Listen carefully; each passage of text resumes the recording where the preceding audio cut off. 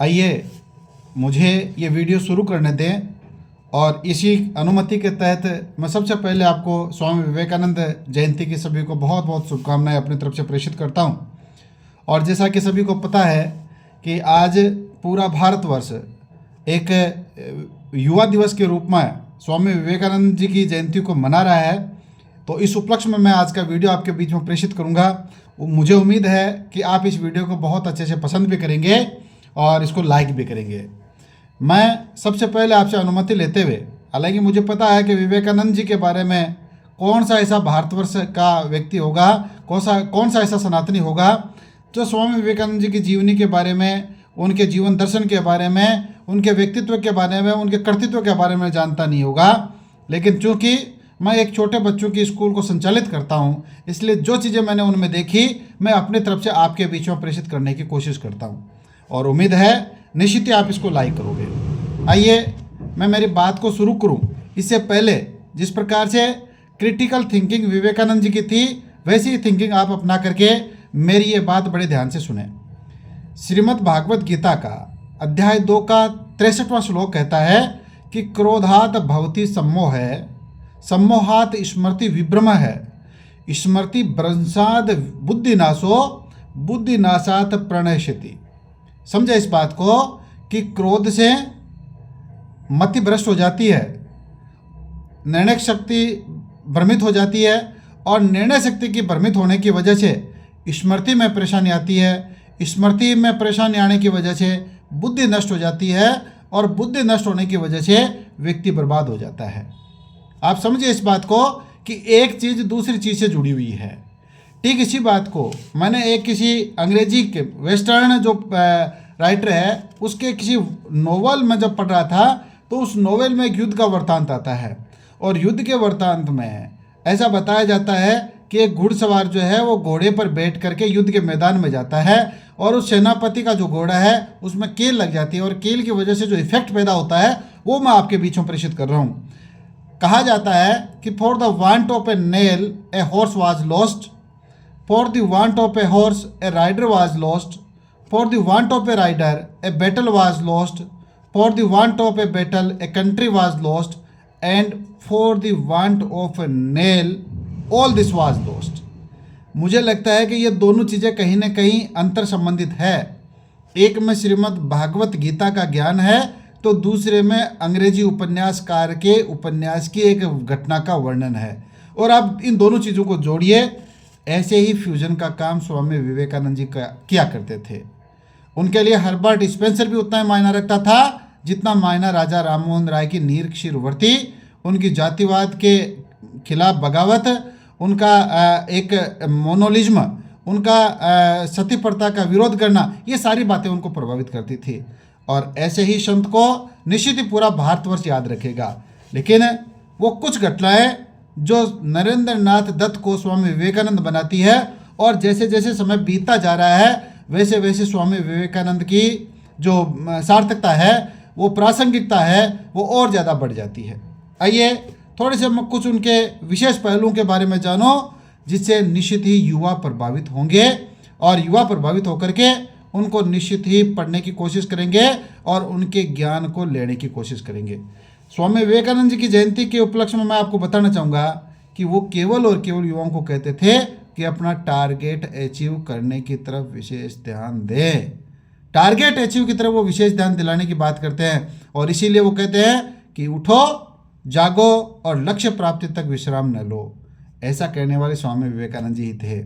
लेकिन चूंकि दुनिया उनको केवल विश्व धर्म सम्मेलन में उनके दिए गए स्पीच से जानती है, लेकिन हम तो उनसे बहुत पहले से जानते हैं और राजस्थान में उनका योगदान जो है वो वास्तव में अभूतपूर्व है। कौन भूल सकता है खेतरी के राजा अजीत सिंह जी के द्वारा दिया गया वो भगवा साफा, दिया गया वो चोगा, दिया गया वो कमरबंद, जिनकी वजह से स्वामी विवेकानंद जी के व्यक्तित्व में ऐसा निखार आया। स्वामी विवेकानंद जी देखने में इतने ज़्यादा अट्रैक्टिव लगे कि जहाँ कहीं भी गए उनमें एक अट्रैक्शन आ गया, उनमें एक आकर्षण की भावना आ गई और लोग सहज ही उनकी तरफ आकर्षित होते थे। तो अजीत सिंह जी ने भी बहुत एक उनके लिए उनको प्रेरित किया। अजीत सिंह जी ने उनको कहा कि आपको निश्चित ही धर्म सभा में सम्मिलित होना चाहिए। स्वामी विवेकानंद जी, चाहे वो धर्म हो, चाहे वो दर्शन हो, चाहे वो कला हो, चाहे वो साहित्य हो, चाहे वो संगीत हो, हर एक में आप मर्मज्ञ थे, प्रवीण थे और एवरेस्ट महारत हासिल आपको थी। ऐसा लोग बताते हैं। हम जब पुस्तकों में पढ़ते हैं तो भी ये प्रसंग आता है कि एक बार कलकत्ता में जब रामकृष्ण परमहंस आए तो उनकी अगुवाई में जिन भजन गायकों को आना था वो नहीं आए। तो ऐसी परिस्थिति में रिक्त स्थान की पूर्ति करने के लिए नरेंद्र नाथ दत्त जो है वो भजन गाते हैं। उधर से रामकृष्ण परमहंस का आगमन होता है, उधर से वो भजन गाते हैं। उनका भजन उनको इतना ज़्यादा आकर्षित करता है कि वो एक बार वो नरेंद्र नाथ दत्त से एक जो है वो कहते हैं कि आपको दक्षिणेश्वर आना चाहिए और एक बार मेरे को वहाँ भजन सुनाने चाहिए। फिर नरेंद्र नाथ दत्त का और रामकृष्ण परमहंस का जो रिश्ता है वो हम ना आपसे छुपा हुआ है ना मुझसे छुपा हुआ है। मैं उसकी तरफ जाऊंगा ही नहीं, लेकिन निश्चित ये कहूँगा कि देखिए, जिसको जो चीज़ आती है वो कभी ना कभी दूसरों को बता ही देते हैं, प्रभावित कर ही देते हैं, और ऐसे ही काम नरेंद्र नाथ दत्त ने किया। आइए, जब वो कहते हैं कि all the ways lead to the, अर्थात है सभी धर्मों का जो सार है वो ये है कि सब में ईश्वर प्राप्ति का ही जो है वो लक्ष्य है। तो फिर हम क्यों मंदिर मस्जिद करें। और मैंने तो कभी सुना था कि मंदिर हमसे तो जात अच्छी है परिंदू की,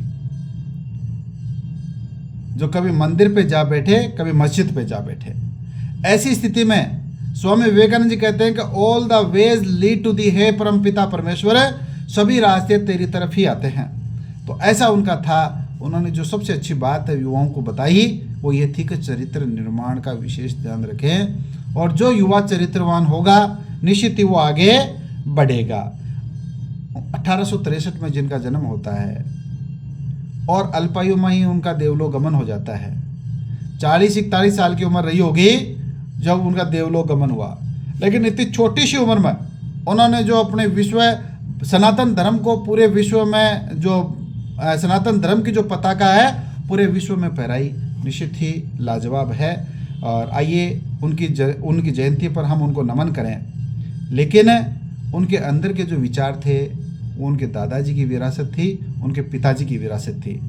कभी गरीबी का उन्होंने दंश झेला ही नहीं था। उनके पापा जी वकील थे, लेकिन वकील उनके पापा जी जब 1884 में जब वो चले गए तब उन्हें पता चला कि गरीबी क्या होती है, और उसके बाद में उन्होंने गरीबी के उद्धार में अपना सब कुछ लगाया। 1893 की वो विश्व धर्म सभा, उनका स्पीच जग जाहिर है, मैं उसके ऊपर नहीं जाऊंगा, लेकिन मैं इस बात को कंक्लूड करना चाहूँगा कि उनकी जो क्रिटिकल जो थिंकिंग है वो इस बात को बताती है कि वो कितने बड़े संत थे। और जब वो कहते हैं कि एक खिलाड़ी फुटबॉल खेल करके स्वर्ग के ज़्यादा नज़दीक जाएगा बनिस्पत गीता के ज्ञान को सुनने के। तो आइए हम भी प्रण करें कि हमारा जो टारगेट है हम उसको पहले अचीव करने की कोशिश करें। और वो ये भी कहते थे कि क्राइस्ट निश्चित ही सूली पे चढ़े होंगे, लेकिन वो आज के 2000 साल पुरानी बातें हैं। आप में से किसी ने भगवान देखा है, सुना है? वो नहीं। आपने यदि देखा है तो बात करें, उनकी अनुभूति करें। और ऐसे महान संत जब ये कहते हैं कि आइए सभी देवी देवताओं की मूर्तियों को समुद्र में फेंकते हैं और एक ही मूर्ति रखते हैं और उसका नाम भारत माता हो, तो ऐसे संत जो है उनकी आज जयंती है। आप निश्चित ही उनसे प्रेरणा लेंगे और आप मेरे इस वीडियो को पसंद करेंगे। यदि आपको ये पसंद आता है तो कमेंट करेंगे स्वामी विवेकानंद की जय हो, और इसको लाइक भी करेंगे। Thank you. Have a nice day.